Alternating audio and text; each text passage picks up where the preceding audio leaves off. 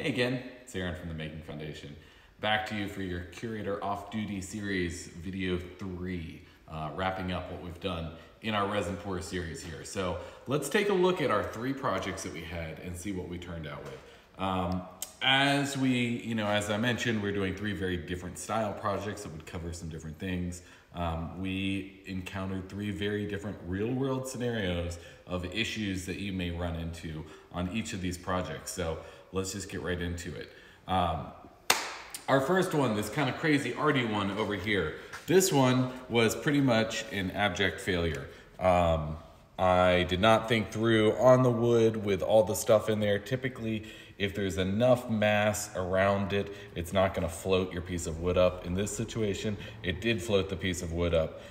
So what I did is when I encountered the other issue over here on this one, and this wasn't so much an issue as in, something going wrong with the formula. What it was not enough pigment in there. So as it was starting to cure, I looked at it and I realized I wanted this to be a little bit more pink. I wanted a little bit more pearlescent swirl in there.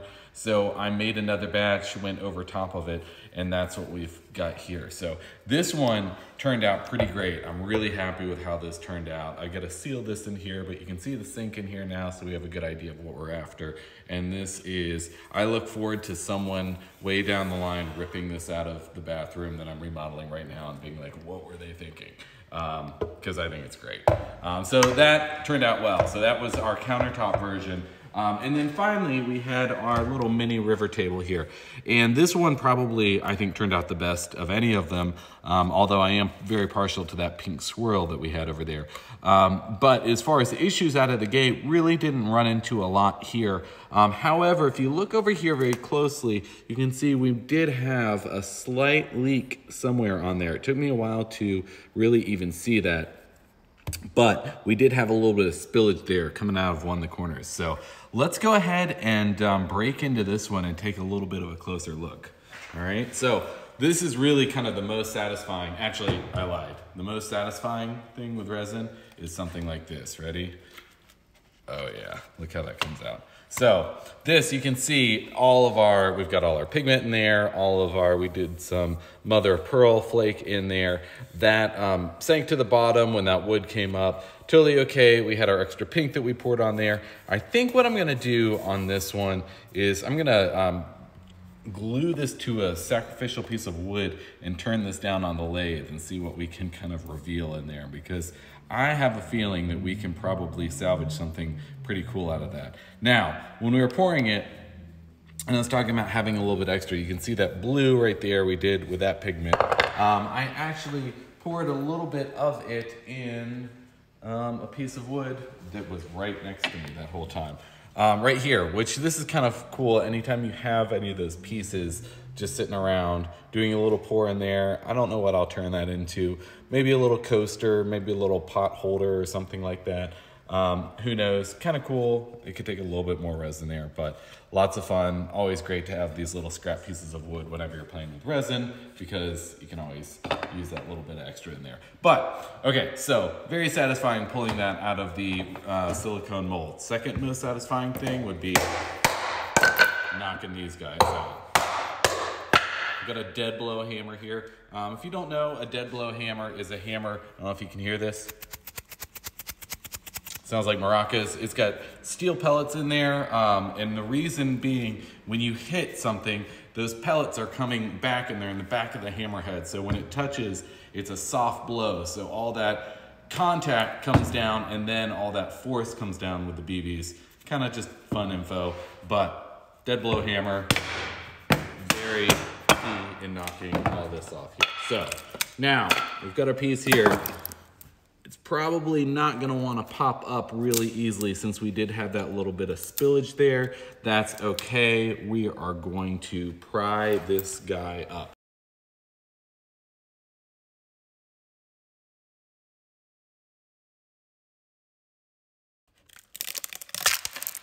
Woo, there we go. Okay, so some sins on the underside, but that is a-okay because this will give us a great thing to fix. So as you can see now, on the underside, we've got some craziness here. We've got our resin right here, that all that worked out well. Crystal clear here, we had some leakage, and then underneath here, we have a big deficit here, and we also have some bubbles here. So what we're gonna get into now is we are gonna, in real world practice for me in a shop like this, probably what I would do, send this through the planer, get it nice and smooth, sand it down, but we're gonna treat these issues as if you don't have a planer. So let's get right into it. The first thing I'm gonna do is sand down as much of this and get this as even as possible with a random orbital sander. All right, let's get into it. All right, and we're back. So we're gonna do a little bit of sanding on this. Now, we're pretty crystal clear here, so instinctively, we don't want to sand on this and mess this up, but let's just assume that you have an air bubble on here, or you have a big old smudge or fingerprint or a fly landed on it, and you need to address that. We're really gonna focus on the back because this kind of duplicates some of those actual real world issues that happen like that, like some of these little air bubbles in here or what have you. So we're gonna get right to sanding. But before I start in the back, it's raised around the edges here, so I'm gonna go ahead and knock those off. Now, one thing, when you're sanding, it's important, and I'm just using an 80 grit here, but it's important to always wear a mask and eye protection and do it in a well-ventilated area, of course.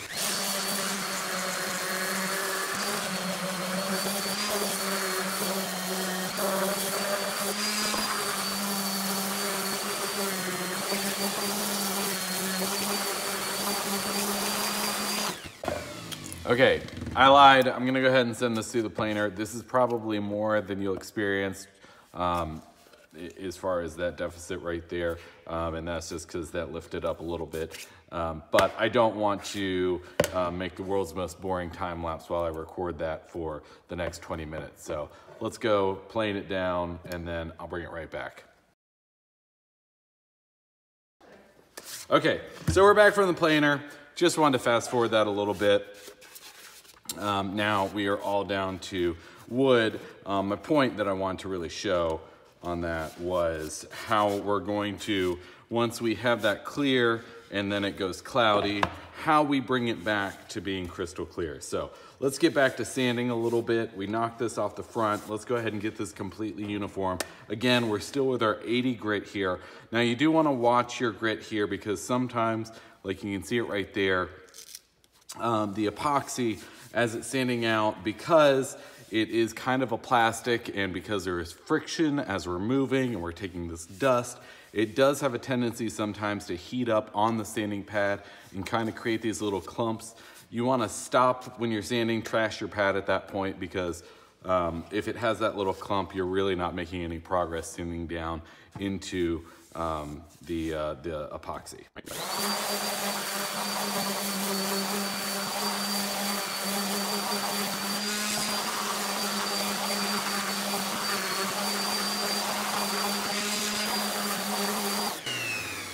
See all these marks that are going right here?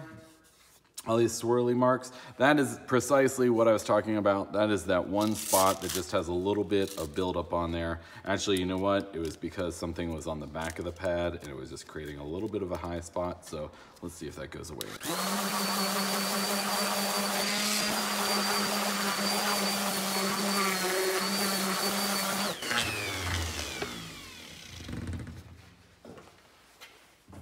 So something that I've noticed here is right under where our little COD thing is, we have a slight deficit right there, just a little bubble where resin, for some reason, kind of pocketed and didn't go in there.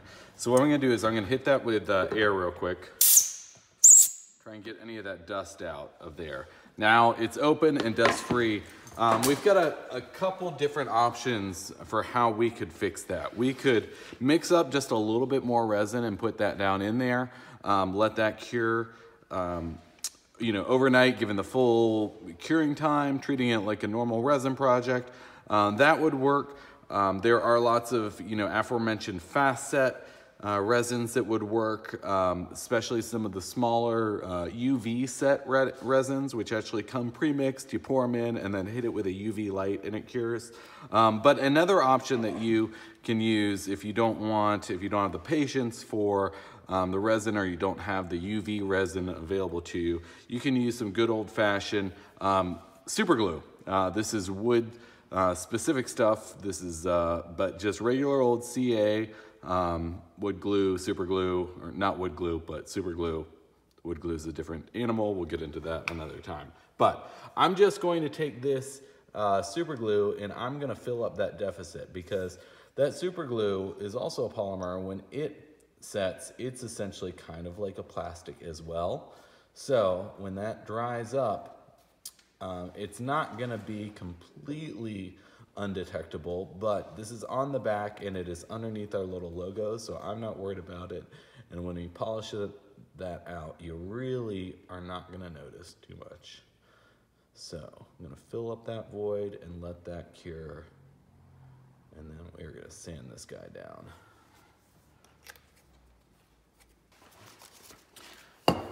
With that super glue, as that's drying, we can just let that dry, or we can use a little activator. In an ideal world, you'd probably just let it dry, because the activator, when it hits the super glue, it also creates a chemical reaction and gets hot. Sometimes that can create bubbles, not unlike the bubble that which originally caused it. So we want to be a little bit careful of that, but for time's sake, I'm gonna go ahead and hit that with our activator so that solidifies nicely. It's a nice little candy shell on that of hardness. So that can be curing as we sand on this side now. Okay, so I'm gonna switch from our 80 down to a 120 right now.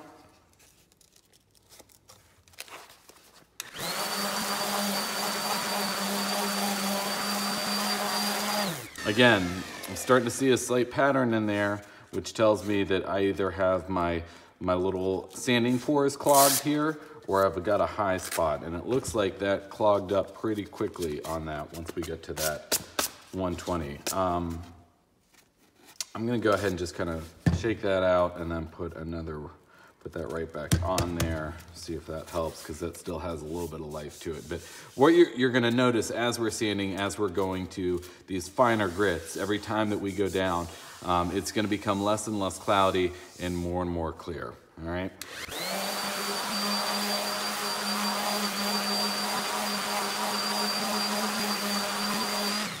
Okay, so that's clogging up pretty good. I think it's time. We're gonna go ahead and take it down to a 220 here. And one thing to remember when you're sanding with that oscillating sander, you really don't need to put a lot of downward force on it. You just wanna keep this thing flat. Your hand is really just controlling this thing. If you put too much downward force, all you're gonna get is that vibration. You're not gonna get the full oscillation effect, which is going forward and backwards in addition to spinning. And that's what prevents it from getting little swirl marks and burn marks and gives you a much nicer finish. And that will pay dividends once we get to the polishing stage. So let's go with our 220 now.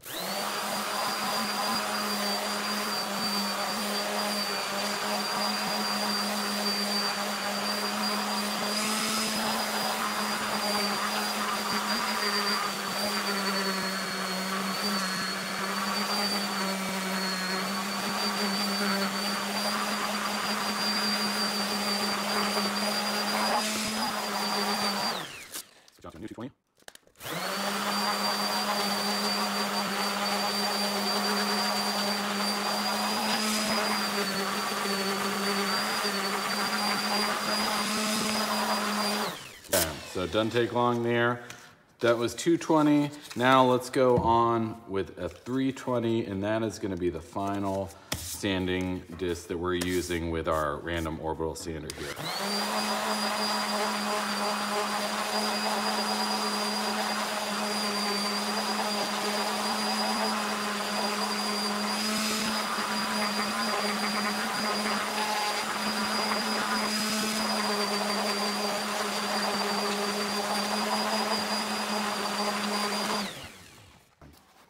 Okay, so now we're done sanding. And I know that you're probably thinking, wait a minute, that is not crystal clear at all. What's the deal?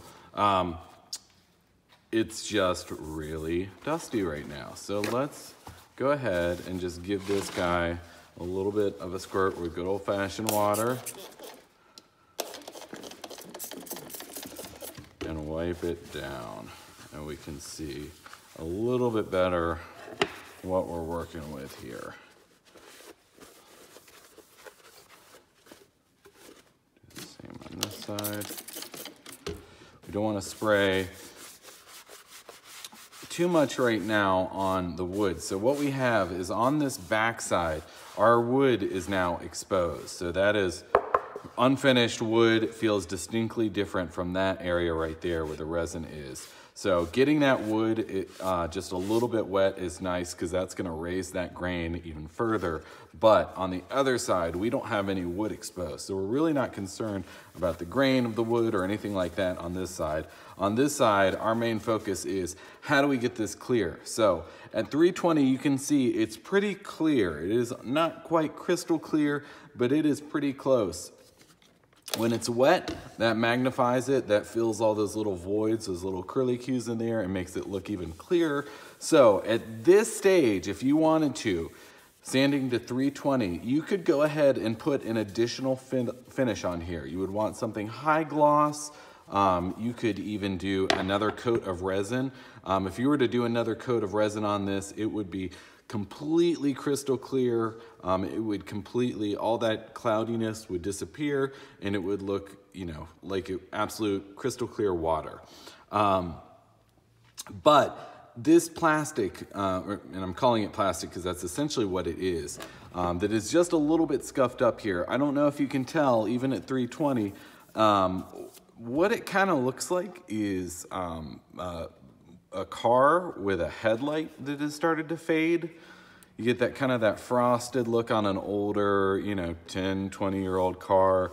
And what's really good for those, I don't know if you've ever messed with one, is a headlight polishing kit. And that is precisely what we like to use on resin, for finishing resin. And that polishes it out even further. So let's go ahead and actually start to do a polish on here and see how smooth and how clear we can get that. So now that we're sanded up to that 320, we can go ahead and start making slightly bigger jumps and different changes in tactic here. I'm gonna go ahead and now I'm gonna kind of consider this resin as if it were kind of going back to the car thing. Let's consider this like an old clear coat on a car's paint job. So what we're gonna try and do is bring this back and we're gonna put a little bit of wax on there. This is a fine cut wax, so it's actually got a little bit of abrasive in it, not too much. Now this is also something that you could also just as easily do by hand with wet sanding kits. There's lots of those on Amazon, you know, that just kind of gradually go up from, you know, 500 to, let's see here. What to unplug? They go all the way up from 500 up to like 3,500, and it would actually be paper. It kind of looks like this, and you get it wet as you're sanding, and that'll keep it from burning. But again, I'm going to take a different approach with this, and we're going to treat it as if it is a car paint job to see how we can get that shine come out of there. So we've got our sander here. Let's go ahead and throw a rubber silicone mat. Get that other blue one, please.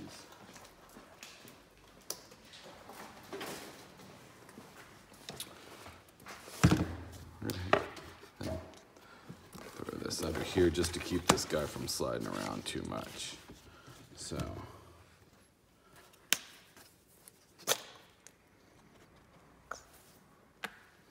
We've got our wax on here, and again, this is one of a few different methods, but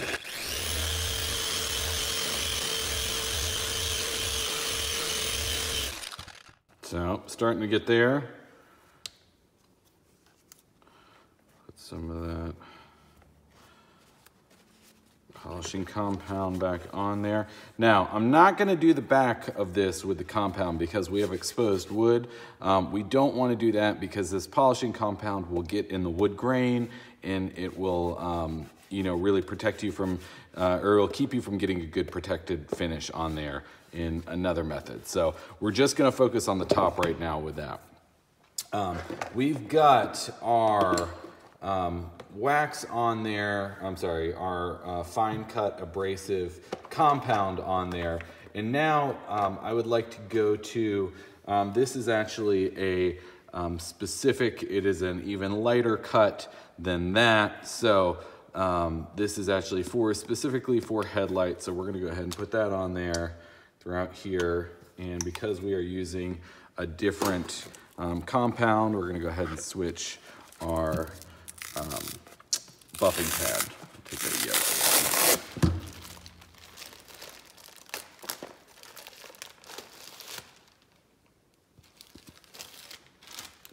Okay, so now going back to this.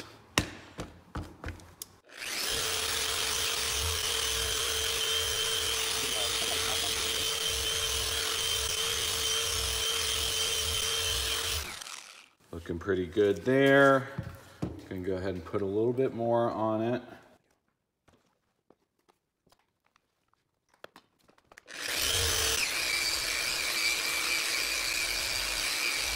Okay, so it doesn't take much there to get us nice and shiny. And that is pretty close to crystal clear.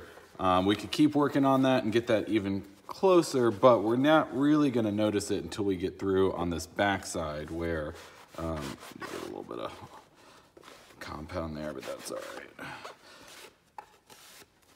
That we need to bring back as well. So what I'm going to do is I'm going to go ahead and get rid of my polisher now.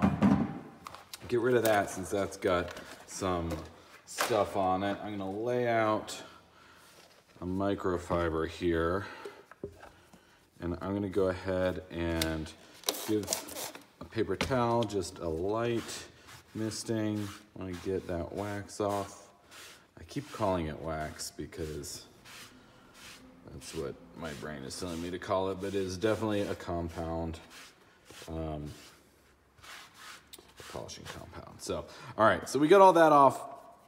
Now, right here, let's go to our 800 grit here, and I'm gonna get this paper nice and wet, and I'm gonna use some kind of mandrel. This is just a little block of foam, and I'm going to start going in little circles here to bring this in. I'm not focused too much on the wood right now. It's okay if we get on the wood, but because we're really just kind of focusing on this one little spot, right here that we're gonna see through.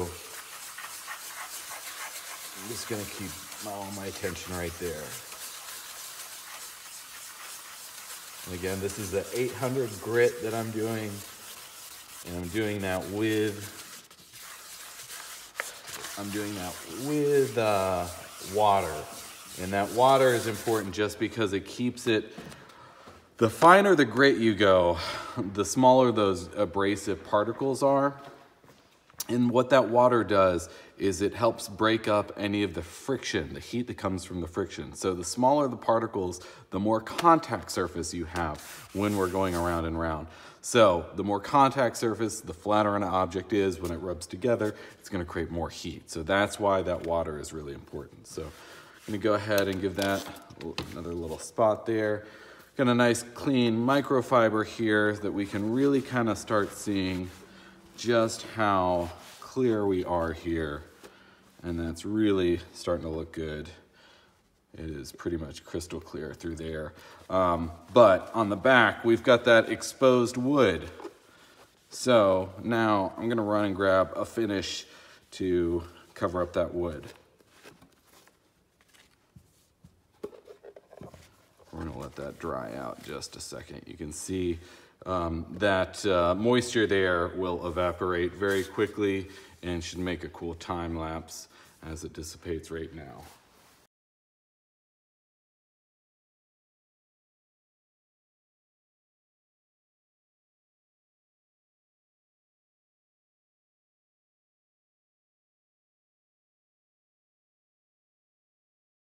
Okay, with our piece nice and dry, we're gonna go ahead and put that finish on there. Now, there's a lot of different finish options.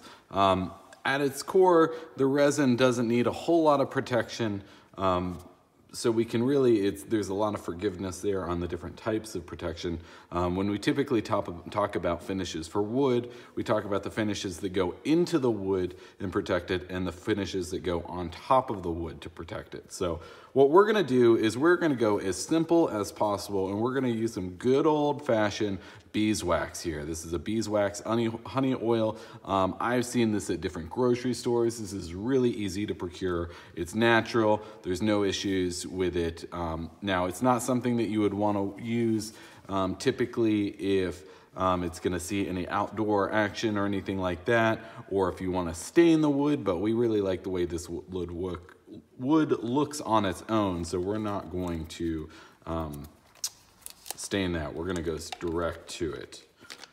And we've got a nice brand new bottle here. Got that on there. And this oil is this wax mixture essentially will never fully dry on there. And that's what really kind of gives it that sheen, and that's what gives it that protection. It'll just continue to kind of soak into the wood. Okay, so once we've got our conditioner on there, and this is again just a beeswax oil finish, we're gonna put some just classic finishing paste on here. This is also a wax, but this is just a little bit more of a hard finish on here. And again, just really brings out the best of this beautiful English walnut that we have here. And this is the type of finish as well that will need a little bit of upkeep, which is just the occasional additional coat on there. But as you can see, that is absolutely gorgeous, and we are completely crystal clear there,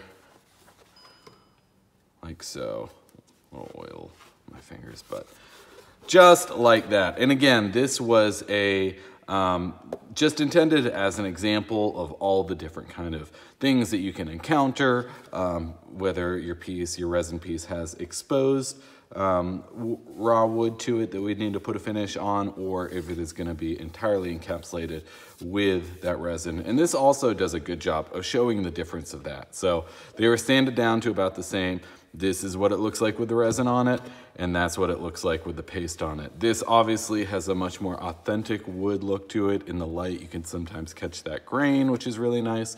Here, because it's so smooth, we have that finish on there. You don't get that quite as much, but you do get a really nice depth, especially in some of that cross grain right there, or that figuring rather. Really gorgeous stuff. Don't know what we're gonna use this for. This could be a little, serving platter or something like that. I'm thinking this could actually make a cool clock if we were to kind of cut this into a geometric shape, drill a hole in it. Who knows? We'll play around with it. Please check our Instagram on that and see what we make out of it.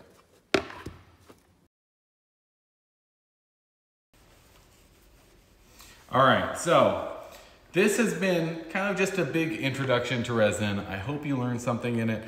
We've had all of our samples here. We've encountered some different issues that you probably could very well encounter in the real world. Hopefully we've shared some knowledge that will help you address this stuff, and hopefully we will make it seem not so intimidating so you're willing to jump in and try it yourself. You can have a lot of fun with it, and sometimes it can work out really well.